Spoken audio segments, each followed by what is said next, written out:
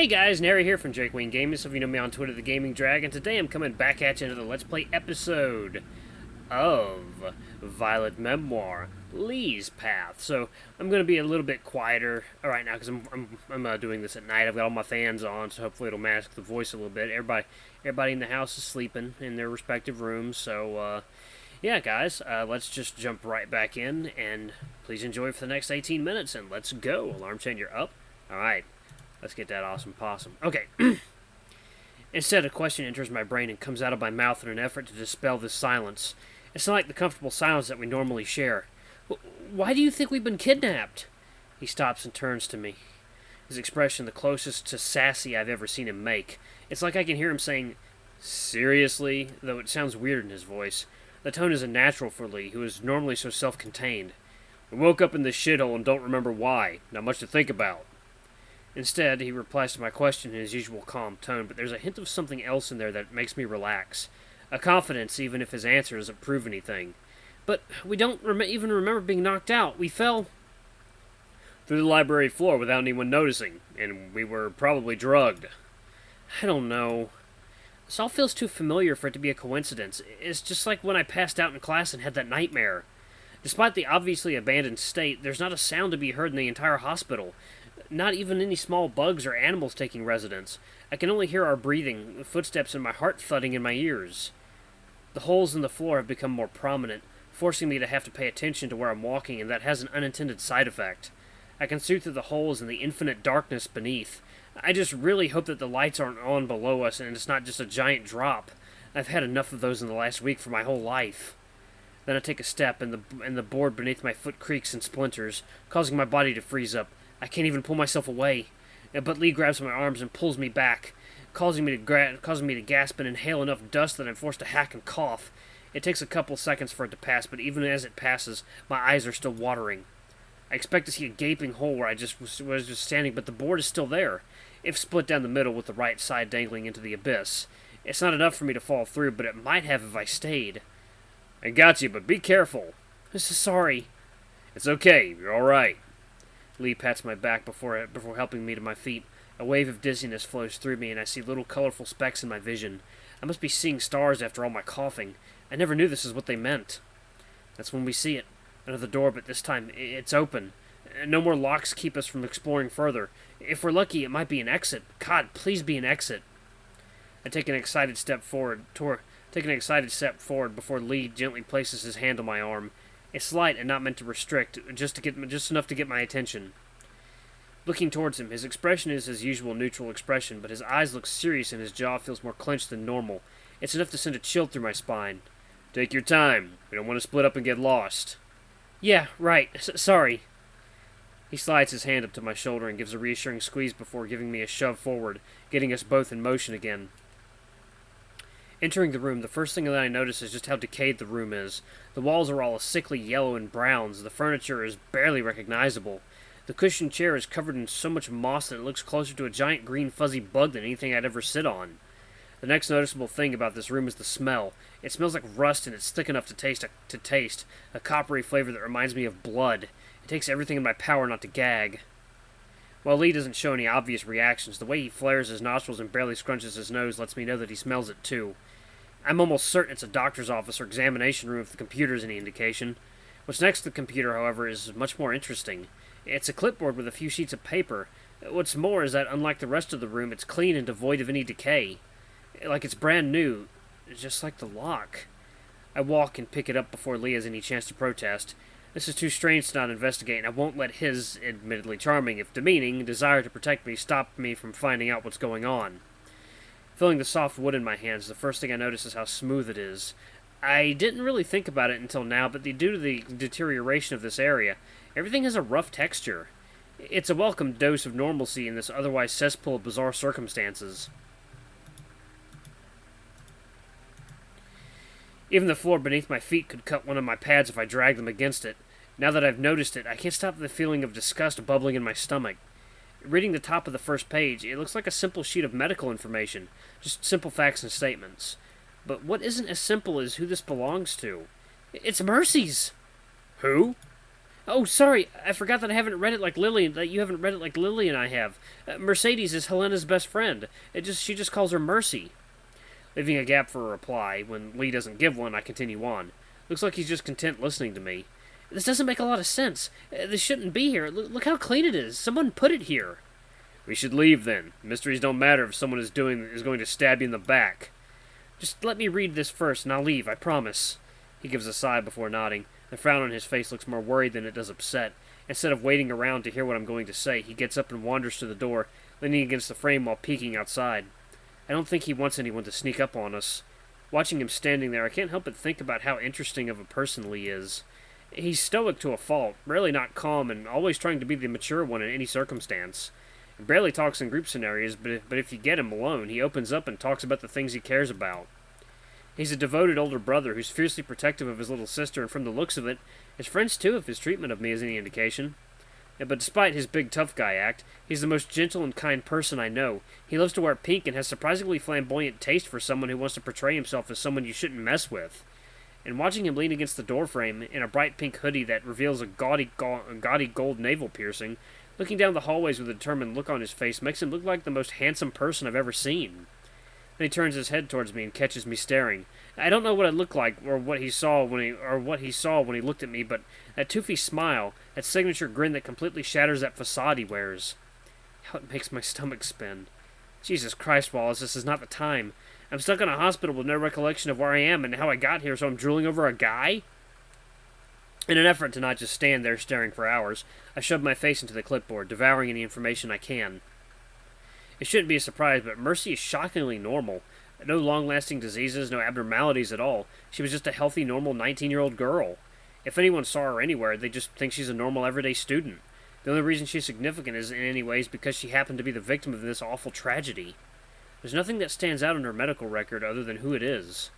Pulling the first page away, I'm surprised that one underneath isn't a continuation of the medical report, but something completely different instead.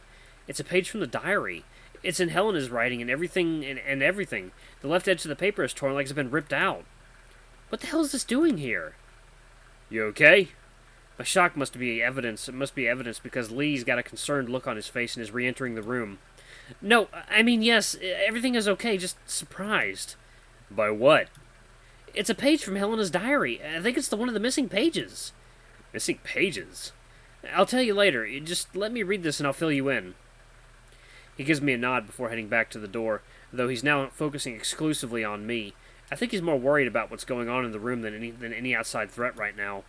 I look for somewhere to sit, but quickly decide that it isn't worth any kind of infection I could get if I got cut on them somewhere.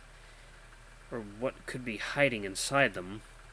Deep down, I know I'm just procrastinating the inevitable, but there's something haunting about these pages, and for one of them to be ripped out, that's more than just ominous. And if I'm being honest, I'm scared. With a resounding sigh, I pull together all my courage and lift up the page to read.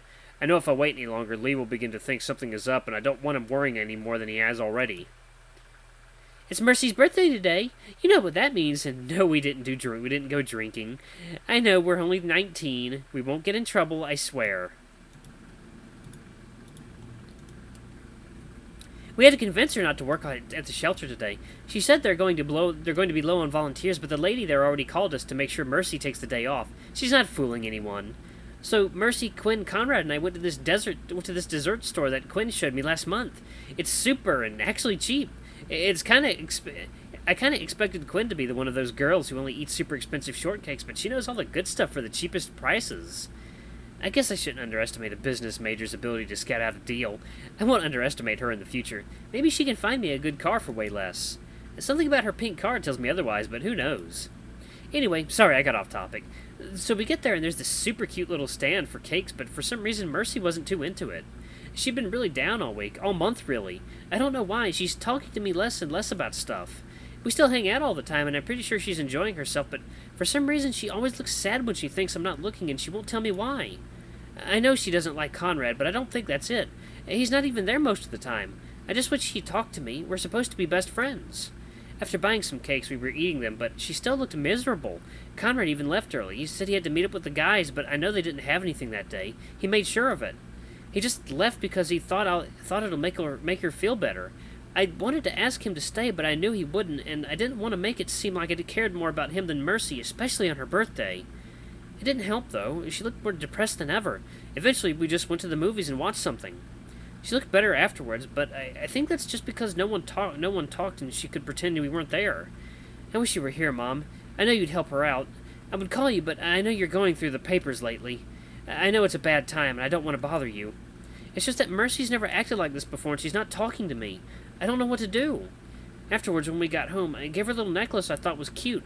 A little pink glass heart with a gold frame. It's the one time she smiled that day. A real smile, not a sad one she put on for our sake. She really enjoyed it. I hope she wears it tomorrow. And that's where it ends. It barely fits onto the back of the page, but it's all there. There might be more on another page, but it looks complete. It looks like something's going on with Mercy. I wonder if I can find anything else about it in later diary entries. Leigh and I are going to the shelter tomorrow. We might find something out there. It sounds like she really went there often if they're forcing her to take a day off. I'm not sure if it means anything or if she's just upset about something small, but it might have something to do with why Helena did what she did. I want to know. For my own curiosity's sake and for hers, it might give someone closure if I do. I bet her mother would like to know. Putting the sheet of paper back under the clip at the top, it feels like a weight is pulled off my shoulders. Reading those entries always feels so heavy. You alright, kid? Jolting into place, Leigh's voice is coming from right behind me, so close I can almost feel his breath on my ears.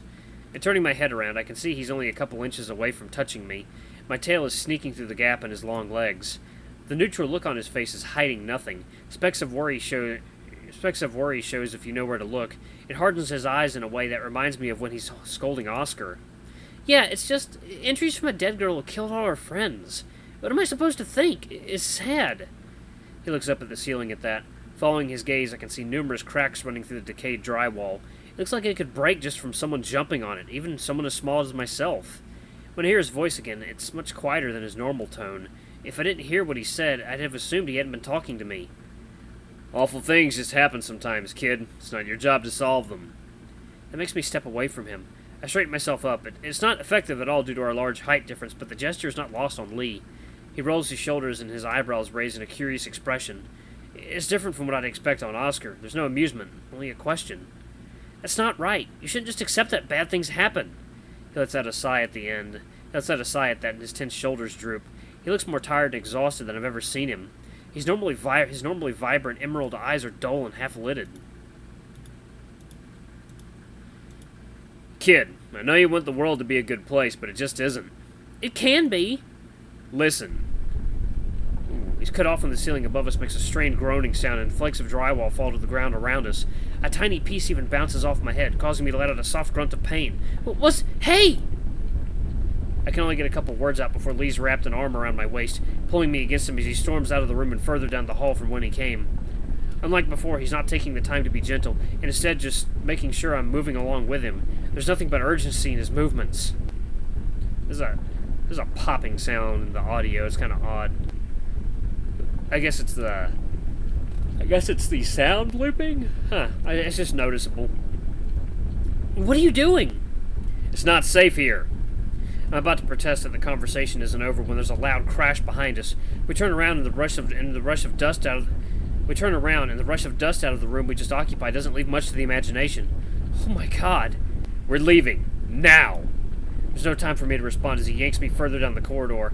I'm not able to resist at this rate. I'll be lucky if my arm doesn't pop out of my socket. Not that I'd be able to. The gritty feeling of dust and drywall on my fur leaves me reeling at what just happened. We were almost crushed? Just like that? One more second in there and there'd be nothing left of us? What does snap me out of my dumbfounded state is another striking sound of something cracking. Leigh doesn't stop or even look back, but when I do, I can see the cracking is traveling out of the door down the hallway, both towards us. The whole building isn't just coming down around us. It's chasing us, hunting us down like we're just simple prey scrambling to escape a ferocious beast. Leigh! I know, I fucking know. We take a turn, hiding the horrific sight from view, but I can still hear the sounds. It's so much worse without seeing the damage. It sounds like a feral shark is swimming through the floorboards himself, leaving only destruction in its wake. The mystery doesn't last long as the entire ceiling behind us caves in, leaving the hallway we just turned away from in shambles, only rubble left behind. We were just there less than a minute ago. That thought makes me nauseous, and the way Lee's rushed movements are making me bounce isn't helping. I feel like I'm going to vomit any second now. With my focus leaving the carnage behind us, I'm able to notice that the way we're running isn't stable. It's like we're in a car charging over rows of speed bumps, but it's not anything under us. It's Leigh. His limp is causing us to bump into each other and come close to the walls next to us. We're still moving at a fast pace, but it's a lot more rough than normal running would be, even with him holding me against him. This music seemed to be... Okay. Maybe not. Maybe not. There we go. Okay. After what feels like an eternity of discombobulating running, I'm slammed into Leigh harder than usual as he abruptly stops. It feels closer to running into a door. I guess he wasn't joking when he said he's hard. I should have figured that out when I thought it was a joke from Leigh. After a strange metallic feeling pressed between my index and middle finger for a long, confusing second, I realize that I've wrapped my hands around Lee's waist, clinging tightly to him, and the top of his navel piercing has slid between my fingers. It's surreal. There's an overwhelming feeling of guilt at the sensation of my ears burning because this building is moments away from collapsing onto us, and I'm here getting flustered like an idiot. I look up at Leigh, finally remembering that we've stopped moving, and his head's looking from left to right. There's an unsure expression on his face. When I look both ways as well, I can see the problem. There's two different directions. Another hallway that looks to be in just as much of a desolate state as the rest of the physical rehabilitation therapy area. The other is a closed pair of doors. Their windows are blocked by something, leaving what's on the other side unknown, but surely it can't be any worse than what we're currently in, right? I'm about to tell Leigh to go through the door when I finally catch a good look at his face. He's completely drenched in sweat, and it looks like he's straining himself. Veins are visible through the gray fur on his neck. I'm rather confused for a moment, because I'd assumed Lee's always been a rather fit guy, but that's when it hits me. It's because he's trying to carry me while running with a limp. He's pushing himself too hard. There's a part of me that doesn't want to let go, but I have to. This is going to cause more and more problems if I don't. As I slide my hands away from around his waist, that little metal nub of his piercing brushing against the inside of my fingers, I actively push the thoughts of his skin, of how his skin feels underneath his rough fur out of my mind. He clenches the hand around my waist and pulls me tighter against him. His focus turns to me in an instant. There's a wild concern in his eyes, like he's willing to fight someone trying to pull me away. But that quickly leaves when he sees that I'm alright. You sure, kid? You're pushing yourself too much. I'll be fine. It's nothing. He doesn't sound annoyed, but more like he's trying to convince me like he can handle everything himself. I don't know all the details, but I can imagine someone who had to look out for himself and his sister for as long as he did doesn't rely on others often. I can handle myself. Trust me, please. I'm not a kid. He looks like he wants to argue more, but then his eyes soften and he lets out a sigh, one closer to content than annoyance. He even has the edges of a smile on his lips. Right. I'm sorry. You're not a kid, but if you start lagging behind, I'll pick you up and drag you with me. By your tail if I have to. In any other circumstances, hearing such a line would make me uncomfortable, but right at this moment, it's the most comforting thing I could hear. Okay, I think we should go through that door. It might lead to an exit. The worst it can be would just be another hallway like that one. Oh, shit. He nods, but as soon as he takes a step towards the door, a loud booming noise followed by a tremor shaking the floor beneath us. Whatever that is, it's big. What was that? My voice comes out as a squeaking mess, barely coherent, but Leigh doesn't respond. He's just staring at the door. Oh, Lord. I'm going to save it right here. Oh, Lord. I hope there's more left. Guys, let me know if there's not more left, and I'll see what I can do. Anyway, guys, thank you so much for watching. It's kind of late at night. I'm going to get ready for bed soon. Thank you guys so much for watching. Don't forget to like, comment, subscribe, ring that notification bell. Leave a super thanks or a tip if you can. It always helps. Until the next video, I love you all. I'll see you next time. Bye-bye!